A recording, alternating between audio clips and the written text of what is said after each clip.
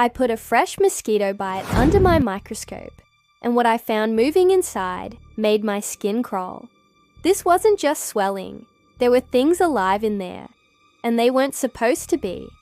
What you're about to see will change how you look at mosquito bites forever. First, let me show you what actually happens during the bite. But here's where it gets disturbing. Under magnification, I could see the saliva proteins crystallized in my tissue, glowing like alien structures. Then I saw the movement. White blood cells were flooding the area like a SWAT team, but they weren't alone. In the blood sample from the bite, I found microscopic bacteria that hitched a ride on the mosquito's proboscis. Watch this footage. Those worm-like shapes swimming between my red blood cells. Those weren't supposed to be there.